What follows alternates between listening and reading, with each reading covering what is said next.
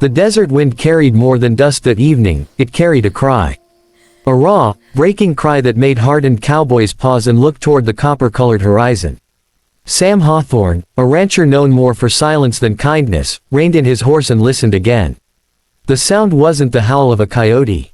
It was human, and it was full of hurt. He followed it. At the base of a red stone bluff, where twilight shadows gathered like worried spirits, he found her. A young Apache woman no older than 17, sitting alone beside an extinguished campfire. Her clothes were torn from travel, her braids undone by wind. And though she lifted her chin defiantly when he approached, the shimmer in her eyes told the truth before she spoke. "I'm fine," she said in accented English. "Go." Sam didn't go. "You're hurt. Only in ways you can't fix." Silence stretched, brittle as dry grass.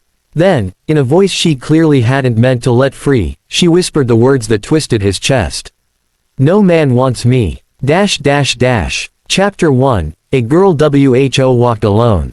Her name was Lensa, daughter of a healer, granddaughter of a respected matriarch. She wasn't unwanted, at least, not by her people. But she felt unseen, overlooked. While her cousins found their paths, warriors, herders, bedworkers, Lensa felt like dust swept aside by every wind. But what broke her spirit wasn't rejection by her tribe.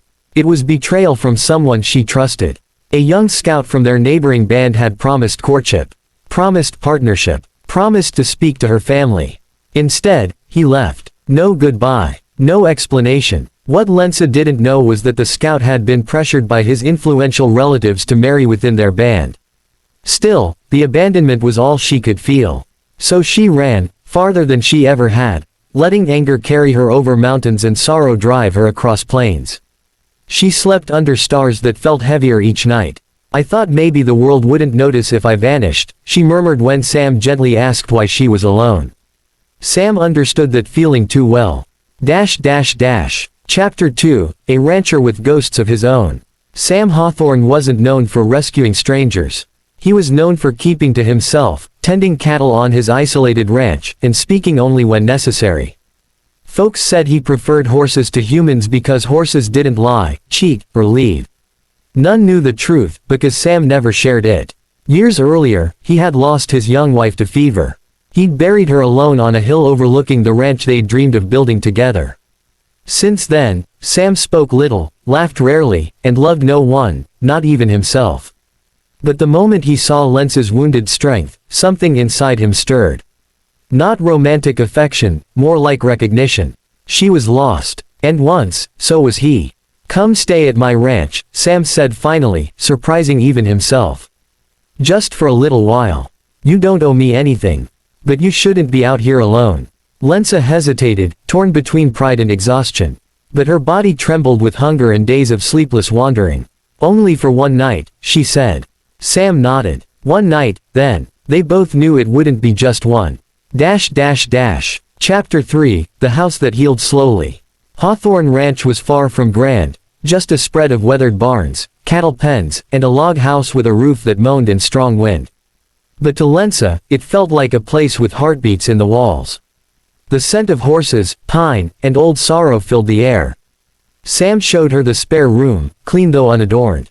He heated stew, offered blankets, and didn't pry. His quiet protection felt foreign but safe. Over the next weeks, Lensa helped with chores to repay his hospitality. She fed chickens, mended tack, learned to cook his brand of rustic ranch meals, and even accompanied him to check distant grazing grounds. She was quick, thoughtful, and often startlingly brave.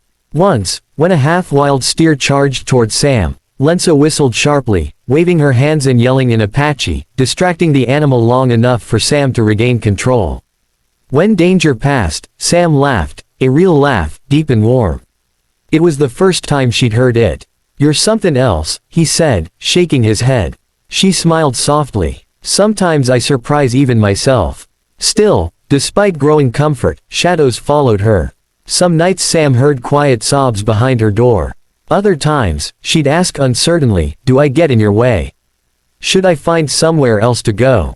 Sam never understood how anyone could make her believe she was unwanted. Chapter 4, Trouble Rides In. One crisp morning, riders approached the ranch, 3 cowboys Sam recognized from town. Rough men with rougher reputations. Their leader, Burke Harlan, dismounted with a cocky sneer. "We hear you're keeping company with an Apache girl," Burke said loudly, as if hoping Sam would deny it and prove there was gossip to be had. Sam stepped forward, jaw tight. "She's under my protection." "Your protection?" Burke chuckled. "Mighty generous of you to take in one of them. Word is, she ran from her people. Maybe they tossed her out." Lensa stood behind Sam, heart pounding. Burke's words hit old wounds, reopening them with vicious ease. Sam's voice dropped dangerously low. "You say one more word against her, and you'll be picking your teeth out of my yard." The men eventually rode off, muttering threats about trouble for mixing folks who shouldn't mix. The incident left Lensa shaken. "Maybe they're right," she whispered that night. "Maybe I don't belong anywhere." Sam placed a hand over hers, not romantic, not possessive. "Just steady. You belong somewhere. And until you decide where, you've got a place here." Her eyes filled, but she blinked back the tears. "Why do you care so much?" Sam breathed slowly. "Because someone should have cared for me when I was drowning in grief. But no one did. And I won't let you go through this world believing you're worthless. You're not. Chapter 5, The Return of the Scout. As weeks turned into months, Lensa felt strength return. She laughed more, worked harder, and found peace in the rhythm of ranch life. But the past isn't dust. It doesn't vanish with the wind. One afternoon, while Sam and Lensa were rounding up strays near the river, a familiar figure appeared on horseback, Tasho, the scout who abandoned her. "Lensa," he called, relief in his voice. "The council sent me. We've searched for you." Lensa froze, anger flaring. "Why? To say more words you don't mean." Tasho dismounted, guilt all over him. "I was wrong. My family pressured me. But I didn't want to lose you. I still don't." Sam shifted, muscles tense. But he stayed silent, letting Lensa stand for herself. "I begged you to talk to me," she said, voice shaking. "You said we'd face things together. Instead, you left me alone to feel unworthy." "I came to bring you home," Tasho insisted. "Things can be different. Please." Lensa looked between the 2 men, the scout who'd broken her, and the rancher who'd helped her heal. She realized something profound. Sam had never asked her to stay. Never claimed her. Never bound her to him. He simply saw her. And that was something no promise from Tasho could compete with. "I decide my own path," Lensa said. "Not you. Not anyone." Tasho's shoulders sagged, but he nodded with respect he hadn't shown before. "If you ever wish to return," he said quietly, "your family waits with open arms." It was the closure Lensa didn't know she needed.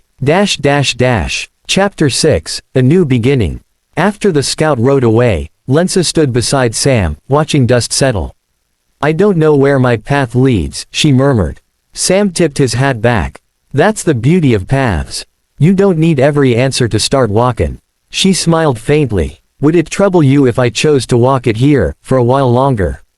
Sam's expression softened in a way only she ever saw. "You stay as long as you want. This ranch could use your fire." Lensa nodded, heart full, not because a man wanted her, but because she finally wanted herself. Chapter 7, Years Later. Lensa grew into a skilled horse trainer, respected in nearby towns for her calm authority and gentle methods rooted in her culture's teachings. She taught Sam to bead leather with Apache patterns, and Sam taught her to rope cattle with precision. People whispered about them, not romantically, though affection grew quietly between them over time, but as 2 souls who rescued each other without meaning to. Whenever someone asked Lensa how she came to Hawthorne Ranch, she always gave the same answer. "I thought no man wanted me. Turned out, I didn't need a man to want me.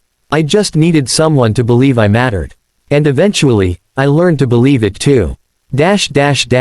Final message. Lensa's journey wasn't about being taken in. It was about finding worth where she once saw emptiness. It was about healing, choosing her path, and discovering strength born from pain. And perhaps, most of all, it was about understanding this truth.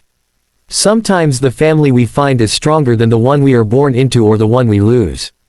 And sometimes, the greatest rescue is when we finally rescue ourselves.